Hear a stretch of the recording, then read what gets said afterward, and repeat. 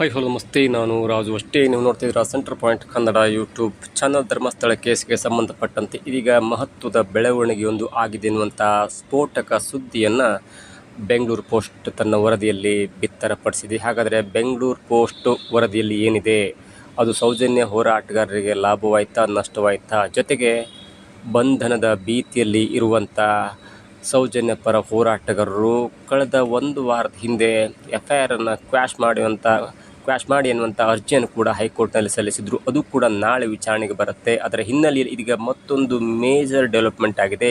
ಹಾಗಾದರೆ ಆ major development ಏನು ಎಲ್ಲವನ್ನು ನೋಡೋಣದಕ್ಕಿಂತ ಮೊದಲು ಇಲ್ಲಿ ತನಕ ನಮ್ಮ ಚಾನಲ್ನ ಸಬ್ಸ್ಕ್ರೈಬ್ ಮಾಡಿಲ್ಲ ಅಂದರೆ ಈಗಲೇ ಸಬ್ಸ್ಕ್ರೈಬ್ ಮಾಡಿ, ಜೊತೆಗೆ ಕಾಮೆಂಟ್ಗಳ ಮುಖಾಂತರ ತಮ್ಮ ಅಭಿಪ್ರಾಯವನ್ನು ತಿಳಿಸ್ಬೋದು. ವೀಕ್ಷಕರೇ, ಧರ್ಮಸ್ಥಳ ಅಂದ ಕೂಡಲೇ ಅಲ್ಲಿ 2 ಜನ ಬರ್ತಾರೆ. ಒಂದು ಭೀಮ ಎನ್ನುವಂಥ ವ್ಯಕ್ತಿ, he has been called as in V ಎನ್ನುವಂಥ, ಅಂದರೆ ಅವರನ್ನು V ಎನ್ನುವಂಥ ಅಕ್ಷರದಲ್ಲಿ ಅರ್ಜಿಯಲ್ಲಿ ನಮೂದು ಮಾಡಲಾಗುತ್ತೆ. ಜೊತೆಗೆ ಆ ಸಾಕ್ಷಿಗೆ ಸಂಬಂಧಪಟ್ಟಂತೆ ದೂರುದಾರಿಯಾದಂಥ ಸುಜಾತ ಭಟ್ ಅವರು ಇಬ್ಬರು ಕೂಡ ಇದೀಗ ಪ್ರಕರಣದಲ್ಲಿ ಮೇಜರ್ ಆಗಿ ಕಾಣಿಸ್ಕೊಳ್ತಾರೆ.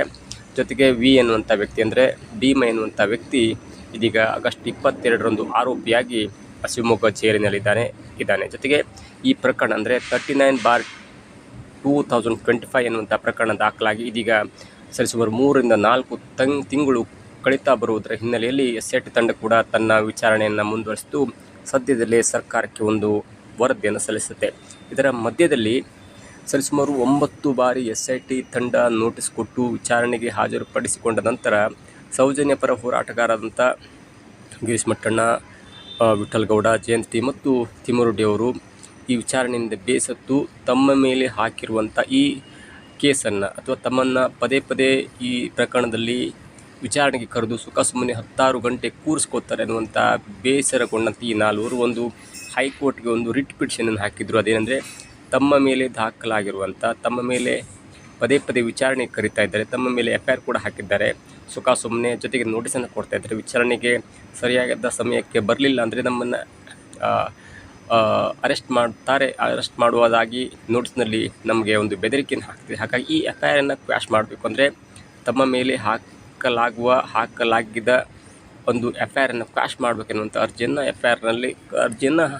ಹೈಕೋರ್ಟ್ ಮುಂದೆ ರಿಟ್ ಪಿಟಿಷನ್ ಕೂಡ ಹಾಕಿದರು. ಇದಾದ ನಂತರ ಹೈಕೋರ್ಟ್ ಕೂಡ ಸಮಗ್ರವಾಗಿ ವಿಚಾರಣೆ ನಡೆಸಿದಂಥ ಮತ್ತು ವಿಚಾರಣೆಗೆ ಬಂದ ನಂತರ ಸುಮ್ಮನೆ SIT ತಂಡದವರು ಇವರ ಮೇಲೆ FIR ಹಾಕಬಾರ್ದು ಮತ್ತು FIR ಹಾಕುವ ಒಂದು ಹಂತವನ್ನು ನೀವು ನವೆಂಬರ್ 12 ತನಕ ಮುಂದುವರಿಸಬೇಕು, ಅಲ್ಲಿ ತನಕ ತಡೆ ಹಿಡಿಯಬೇಕು ಮತ್ತು ನಿರ್ಬಂಧಿಸಬೇಕೆನ್ನುವಂಥ ಒಂದು ಹೈಕೋರ್ಟ್ ಮಧ್ಯಂತರ ಒಂದು ತೀರ್ಮಾನವನ್ನು ಅಥವಾ ತೀರ್ಮಾನವನ್ನು ಪ್ರಕಟಿಸಿತು. ಅದಾದ ನಂತರ ಇದೀಗ ಸರ್ಕಾರ ಕೂಡ, ಅಂದರೆ SITಯ ತಂಡದ ವಕೀಲರು ಕೂಡ, ಅಥವಾ ಸರ್ಕಾರ ಅಂದರೆ SIT ಅಂದರೆ ಸರ್ಕಾರ ಕೂಡ ಹೈಕೋರ್ಟ್ಗೆ ಅಂಡರ್ ರೂಲ್ ಆಫ್ 21ನಲ್ಲಿ ಒಂದು ಅಫಿಡೇವಿಟನ್ನು ಕೊಟ್ಟಿದೆ ಅಂತ ಸರ್ಕಾರ ಕೋರ್ಟ್ಗೆ, ಹೈಕೋರ್ಟ್ಗೆ. ಅದೇನೆಂದರೆ ಸೌಜನ್ಯ ಪರ ಹೋರಾಟಗಾರರು ತನಿಖೆಗೆ ಸಹಕಾರ ಮಾಡಿದರೆ ಅವರು ಅರೆಸ್ಟ್ ಆಗುವಂಥ ಭಯದಿಂದ ಹೊರಗೆ ಇರಬಹುದು. ಅಂಡರ್ ರೂಲ್ ಆಫ್ 21 ಅವರು ಹೇಳಿಕೆ, ಅಂದರೆ ಅಫಿಡೇವಿಟ್ ಸಲ್ಲಿಸುವಂಥ ಒಂದು ಅವಕಾಶ ಇರುತ್ತೆ. ಅಂಡರ್ ರೂಲ್ ಆಫ್ 21 ಅದರಲ್ಲಿ ಸ್ಪಷ್ಟವಾಗಿ ಹೇಳಿದ್ದೆ ಸರ್ಕಾರ, ಅಂದರೆ ಹೈಕೋರ್ಟ್ಗೆ ಕೊಟ್ಟಂಥ ಅಫಿಡೇವಿಟ್ನಲ್ಲಿ ಸ್ಪಷ್ಟವಾಗಿ ಹೇಳಿದೆ, ಯಾವುದೇ ಕಾರಣಕ್ಕೂ ಕೂಡ SIT ತಂಡ ಕೊಟ್ಟಂಥ ನೋಟಿಸ್ಗೆ ಸಹಜವಾಗಿ ಸಹಕರಿಸಿ ಹಾಜರಾದರೆ ಬಂಧನ ಭೀತಿ ಇರುವುದಿಲ್ಲ. ಒಂದು ವೇಳೆ ಈ ತನಿಖೆಗೆ SIT ಮಾಡ್ತಾ ಇರುವಂಥ ಒಂದು ತನಿಖೆಗೆ ಸಹಕರಿಸದಿದ್ದಲ್ಲಿ ಮಾತ್ರ ಅರೆಸ್ಟ್ ಆಗುವಂಥ ಒಂದು ಭೀತಿ ಇದೆ, ಅಥವಾ ಅರೆಸ್ಟ್ ಆಗ್ಬೋದು ಎನ್ನುವಂಥ ಒಂದು ಅಫಿಡೇವಿಟನ್ನು ಅಂಡರ್ ರೂಲ್ ಆಫ್ 21 ಅಫಿಡೇವಿಟ್ನಲ್ಲಿ ಸರ್ಕಾರ, ಅಂದರೆ SITಯ ಸರ್ಕಾರ ಹೈಕೋರ್ಟ್ಗೆ ತನ್ನ ಅಫಿಡೇವಿಟನ್ನು ಸಲ್ಲಿಸಿದೆ. ಹೀಗಾಗಿ ಈ ವರದಿಯನ್ನು ತೆಗೆದುಕೊಂಡಂಥ ಹೈಕೋರ್ಟ್ ಕೂಡ ಇದರ ಒಂದು ಪ್ರತಿಯನ್ನು ಸೌಜನ್ಯ ಪರ ಹೋರಾಟಗಾರರು, ಅಂದರೆ FIR ಕ್ವಾಶ್ ಮಾಡಬೇಕು ಎನ್ನುವಂಥ ಒಂದು ಅರ್ಜಿ ಸಲ್ಲಿಸಿದ್ರಲ್ಲ ಅವರ ವಕೀಲರಾದಂಥ ಬಾಲನ್ನವರಿಗೆ ಈ ಒಂದು ಸರ್ಕಾರದ ಪ್ರತಿಯನ್ನು, ಅಫಿಡೇವಿಟ್ನ ಒಂದು ಪ್ರತಿಯನ್ನು ಬಾಲನ್ನವರಿಗೆ ಕೊಟ್ಟಿದೆ. ಬಾಲನ್ನವರು ಇದನ್ನು ಓದಿಕೊಂಡು ಸ್ಟಡಿ ಮಾಡಿಕೊಂಡು ಮುಂದೆ ಯಾವ ಹಂತದ ಒಂದು ಬೆಳವಣಿಗೆ ಮಾಡಬೇಕು, ವಾದವನ್ನು ಮಾಡಬೇಕು ಎನ್ನುವಂಥ ಒಂದು ಹಂತ ನಾಳೆಗೆ ಆಗುತ್ತೆ. ನಾಳೆ ವಿವಾದವನ್ನು ಸಲ್ಲಿಸಿದ, ಅಂದರೆ ನಿರೀಕ್ಷೆ ಮಾಡಿದ ಅಥವಾ ವಿಚಾರಣೆ ನಡೆಸಿದ ಬಳಿಕ ಹೈಕೋರ್ಟ್ ಕೂಡ ಒಂದು ತೀರ್ಮಾನಕ್ಕೆ ಬರಬಹುದು.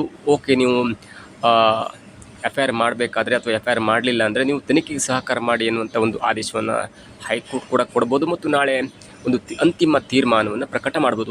ಒಂದು ವೇಳೆ ಹೈಕೋರ್ಟ್ಗೆ ಅದು ಮುಂದಿನ ಏನು ತೀರ್ಮಾನ ಕೂಡ ನಾಳೆ ಅರ್ಥ ಆಗುತ್ತೆ. ಆದರೆ ಈಗಿನ ಒಂದು ಮಟ್ಟಿಗೆ ಹೇಳುವುದಾದರೆ ಸೌಜನ್ಯ ಪರ ಹೋರಾಟಗಾರರಿಗೆ ಒಂದು ವೇಳೆ ತನಿಖೆ ಸಹಕರಿಸಿದರೆ ಅವರಿಗೆ ಬಂಧನ ಮಾಡಲಾಗಲ್ಲ ಎನ್ನುವಂಥ ಒಂದು ಒಂದು ತೀರ್ಮಾನವನ್ನು, ಒಂದು ಅಫಿಡವಿಟನ್ನು ಸರ್ಕಾರವೇ ಹೈಕೋರ್ಟ್ಗೆ ಸಲ್ಲಿಸಿದೆ. ಹೀಗಾಗಿ ಸೌಜನ್ಯ ಪರ ಹೋರಾಟಗಾರರಿಗೆ ಬಂಧನ ಭೀತಿಯಿಂದ ಹೊರಗುಳಿಯುವಂಥ ಅಥವಾ ಬಂಧನ ಆಗಲೆನ್ನುವಂಥ ಒಂದು ನಿಟ್ಟುಸಿರು ಬಿಡ್ಬೋದು. ಒಂದು ತನಿಖೆ ಅಂದ್ಕೊಳ್ಳಿ, ತನಿಖೆ ಸಹಕಾರ ಮಾಡಬೇಕಂತಂದರೆ ಪದೇ ಪದೇ ತನಿಖೆಗೆ ಹೋಗಿ ನಮ್ಮ ಸಾಕ್ಷಿಗಳನ್ನ ಪರಿಗಣನೆ ಮಾಡದೆ ನಮ್ಮನ್ನೇ ಕೂಡ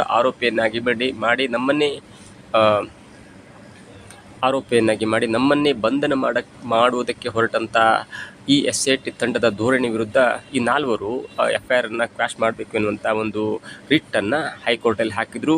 ಆ ಹೈಕೋರ್ಟ್ನ ಅರ್ಜಿ ನಾಳೆಗೆ ಮುಂದೆ ಬರುತ್ತೆ. ಅಂದರೆ ಸ್ವಲ್ಪ ಮಟ್ಟಿಗೆ 1 ವಾರದ ಮಟ್ಟಿಗೆ ನಿರ್ಬಂಧವನ್ನು ಹೇರಿ ಅಂತಿಮ ವರದಿಯನ್ನು ನಾಳೆ ಪ್ರಕಟಣೆ ಮಾಡುವಂಥ ಹಿನ್ನೆಲೆಯಲ್ಲಿ ಇದೀಗ ಹೈಕೋರ್ಟ್ ಅಂದರೆ ಸರ್ಕಾರ ಕೂಡ ಎಚ್ಚೆತ್ತುಕೊಂಡು ಇವರಿಗೆ ಏನಾದರೂ ಒಂದು ಮಾಡಲೇಬೇಕನ್ನೋ ದೃಷ್ಟಿಯಲ್ಲಿ ನೀವು ತನಿಖೆಗೆ ಸಹಕರಿಸಿಲ್ಲ ಅಂದರೆ ನಿಮ್ಮನ್ನು ಅರೆಸ್ಟ್ ಮಾಡಬೇಕಾಗುತ್ತೆ ಸರ್ಕಾರ ಅಥವಾ SIT. ಒಂದು ವೇಳೆ ನೀವು ತನಿಖೆಗೆ ಸಹಕಾರ ಮಾಡಿ ಎಲ್ಲವೂ ಕೂಡ ನೀವು ಉತ್ತರವನ್ನು ಕೊಟ್ಟು ಸ್ಪಷ್ಟನೆ ಕೊಟ್ಟರೆ ನಿಮ್ಮನ್ನು ಯಾಕೆ ಅರೆಸ್ಟ್ ಮಾಡ್ತಾರೆ ಅನ್ನುವಂಥ ಅಫಿಡವಿಟನ್ನು ಸರ್ಕಾರ ಅಂದರೆ SIT ತಂಡದ ಪರವಾಗಿ ಸರ್ಕಾರ ಇದೀಗ ಹೈಕೋರ್ಟ್ಗೆ ಹೈಕೋರ್ಟ್ಗೆ ಒಂದು ಅಫಿಡವಿಟನ್ನು ಸಲ್ಲಿಸಿದೆ. ಇದಾದ ನಂತರ ನಾಳೆ ಯಾವೆಲ್ಲ ಬೆಳವಣಿಗೆ ಆಗುತ್ತೆ ಅನ್ನೋದು ಕೂಡ ಕಾದು ನೋಡಬೇಕಾಗಿದೆ. ಒಂದಂತೂ ಸತ್ಯ, ಸೌಜನ್ಯ ಪರ ಹೋರಾಟಗಾರರಿಗೆ ತನಿಖೆಗೆ ಸಹಕಾರ ಮಾಡಿದರೆ ಅವರು ಅರೆಸ್ಟ್ ಆಗುವಂಥ ಯಾವುದೇ ಲಕ್ಷಣಗಳು ಕೂಡ ಕಂಡುಬರಲ್ಲ. ನಾಳೆ ಅತ್ಯಂತ ದೊಡ್ಡ ಡೆವಲಪ್ಮೆಂಟ್ ಇದೆ.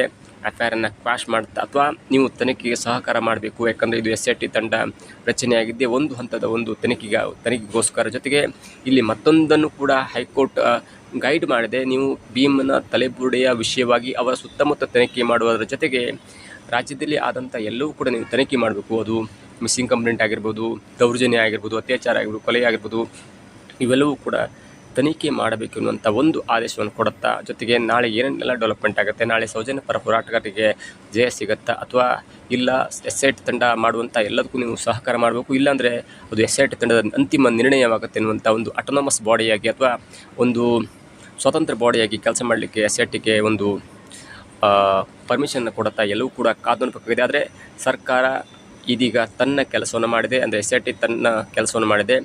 ಸರ್ಕಾರ ಅಂದರೆ SIT ಕೂಡ ಈಗ 8-9 ಬಾರಿ ನೋಟಿಸ್ ಕೊಟ್ಟಾಗಲೂ ಹೇಳಿತು ನೀವು ತನಿಖೆಗೆ ಸಹಕಾರ ಮಾಡಬೇಕು. ತನಿಖೆಗೆ ಸಹಕಾರ ಮಾಡಿಲ್ಲ ಮತ್ತು ಸಾಕ್ಷ್ಯ ನಾಶ ಮಾಡಲು ಅವಕಾಶ ಮಾಡುವಂಥ ಯಾವುದೇ ಒಂದು ಚಾನ್ಸಸ್ಸನ್ನು ಅಥವಾ ಯಾವುದೋ ಒಂದು ಕೆಲಸಕ್ಕೆ ನೀವು ಕೈ ಹಾಕಿದರೆ ನಿಮ್ಮನ್ನು ಬಂಧನ ಮಾಡಬೇಕಾಗತ್ತೆ. ನೀವು ತನಿಖೆಗೆ ಸಹಕಾರ ಮಾಡಿ, ತನಿಖೆಗೆ ಸಹಕಾರ ಮಾಡೋದ್ರ ಜೊತೆಗೆ ನೀವು ಸಾಕ್ಷ್ಯ ನಾಶ ಮಾಡುವಂಥ ಯಾವುದೇ ಕೆಲಸಕ್ಕೂ ಕೂಡ ಕೈ ಹಾಕ್ಬಾರ್ದು ಎನ್ನುವಂಥ ಒಂದು ಸೂಚನೆಯನ್ನು ಕೊಟ್ಟಿತ್ತು. ಆದರೆ 9ನೇ ನೋಟಿಸಿಗೆ ಕೆಲವೊಂದು ಕಾರಣ ಹೇಳಿ ಅವರು ಹಾಜರಾಗಿರಲಿಲ್ಲ. ಅದಾದ ನಂತರ FIRನ್ನು ಕ್ವಾಶ್ ಮಾಡಬೇಕೆನ್ನುವ ದೃಷ್ಟಿಯಲ್ಲಿ ಹೈಕೋರ್ಟ್ ಕೂಡ ಮೊರೆ ಹೋಗಿದ್ರು. ಅದಾದ ನಂತರ ಮಾಧ್ಯಮದಲ್ಲಿ ಬೇರೆ ಬೇರೆ ಥರ ಸುದ್ದಿಯಾಗಿತ್ತು. ಅಂದರೆ ಈ 4 ಯಾಕೆ 39/2025 ಎನ್ನುವಂಥ ನಂಬರ್ನ ಇಟ್ಕೊಂಡು ಅಥವಾ ಕಂಪ್ಲೇಂಟನ್ನು ಇಟ್ಕೊಂಡು ಯಾಕೆ FIR ಕ್ವಾಶ್ ಮಾಡಬೇಕು ಎನ್ನುವಂಥ ಹೇಳಿಕೆಯನ್ನು ಕೊಟ್ಟು ಈ ಇಡೀ ಕೇಸ್ದಿಂದ ಹಿಂದೆ ಸರಿಯುವಂಥ ಕೆಲಸವನ್ನು ಯಾಕೆ ಮಾಡಿದ್ರು, ಯಾಕೆ ಭೀಮನನ್ನು ಬಲಿಪಶು ಮಾಡಿದ್ರು, ಭೀಮನನ್ನು ತಂದು ಬಿಟ್ಟು ಅವನನ್ನು ಈಗ ಜೈಲಿಗೆ ಕಳಿಸಿದ ನಂತರ ಮತ್ತೆ ಭೀಮನನ್ನು ಬಿಡಿಸ್ಕೊಳ್ಳುವಂಥ ಪ್ರಯತ್ನ ಯಾಕೆ ಮಾಡಿಲ್ಲ, ಭೀಮನು ಮಧ್ಯಂತರದಲ್ಲಿ ಸುಳ್ಳು ಹೇಳಿದ್ರು ಕೂಡ ಅವನ ಪರವಾಗಿ ವಾದ ಮಾಡಿಕೊಂಡು ಅವನನ್ನು ಹೊರಗೆ ತರುವಂಥ ಮತ್ತು ಅವನು ಯಾಕೆ ಹೀಗೆ ಹೇಳಿದೆ ಅನ್ನುವಂಥ ಕೆಲಸವನ್ನು ಮಾಡಬಹುದಿತ್ತು. ಭೀಮ ಒಂದು ವೇಳೆ ಮಧ್ಯಂತರದಲ್ಲಿ ಸುಳ್ಳು ಹೇಳಿ ತಮ್ಮ ಮೇಲೆ ಆಪಾದನೆ ಹೊರಿಸಿದ್ರು ಕೂಡ ಮತ್ತಾವುದೇ ಕೆಲಸದಿಂದ ಅವನನ್ನು ಜಾಮೀನು ಮುಖಾಂತರ ಹೊರ ತರಿಸಿ ಏನೆಲ್ಲ ಆಯಿತು, ಏನೆಲ್ಲ ಸೊಡ್ಡೆ ಅಂತರು SIT ತನಿಖೆಯಲ್ಲಿ ನಿಮ್ಮನ್ನು ಯಾರಾದರೂ ಬೆದರಿಸಿದ್ರೆ ಯಾಕೆ ನೀವು ನಮ್ಮ ವಿರುದ್ಧ ಉಲ್ಟಾ ಹೊಡೆದ್ರಿ ಎನ್ನುವಂಥ ಒಂದು ಮಾತನ್ನು ಕೇಳ್ಬೋದಿತ್ತು ಎನ್ನುವಂಥ ಮಾತು ಅನೇಕರು ಹೇಳ್ತಾ ಇದ್ದಾರೆ. ಇದರ ಮಧ್ಯೆ ಅಂಡರ್ ರೂಲ್ ಆಫ್ 21 ಇದೀಗ ಸರ್ಕಾರ ಕೂಡ ಹೈಕೋರ್ಟ್ಗೆ ತನ್ನ ಅಫಿಡವಿಟ್ ಸಲ್ಲಿಸಿ ಯಾವುದೇ ಕಾರಣಕ್ಕೂ ತನಿಖೆಗೆ ಸಹಕಾರ ಮಾಡಿದರೆ ಅವರನ್ನು ಬಂಧನಗೊಳಿಸುವಂಥ ಯಾವುದೇ ಅವಶ್ಯಕತೆ ಇರುವುದಿಲ್ಲ. ಒಂದು ವೇಳೆ ತನಿಖೆಗೆ ಸಹಕಾರ ಮಾಡಿಲ್ಲ ಅಂದರೆ ಅವರನ್ನು ಬಂಧನಗೊಳಿಸಬೇಕಾಗುತ್ತೆ ಅನ್ನುವಂಥ ಅಫಿಡವಿಟನ್ನು ಸಲ್ಲಿಸಿ ಇದೀಗ ಅತ್ಯಂತ ದೊಡ್ಡ ಕುತೂಹಲಕ್ಕೆ ತೆರೆ ಎಳೆದಿದೆ. ನಾಳೆ ಏನಾಗುತ್ತೆ ಅನ್ನೋದು ಕೂಡ ಕಾದು ನೋಡಬೇಕು. ಇವೆಲ್ಲವೂ ಕೂಡ ಬೆಂಗಳೂರು ಪೋಸ್ಟ್ನಲ್ಲಿ ಸುದೀರ್ಘವಾಗಿ ವರದಿಯಾದಂಥ ಒಂದು ಆರ್ಟಿಕಲ್ ಆಗಿದೆ. ಇದಾಗಿತ್ತು ಇವತ್ತಿನ ವಿಶೇಷ. ನೋಡ್ತಾ ಇರಿ centre point Kannada YouTube channel.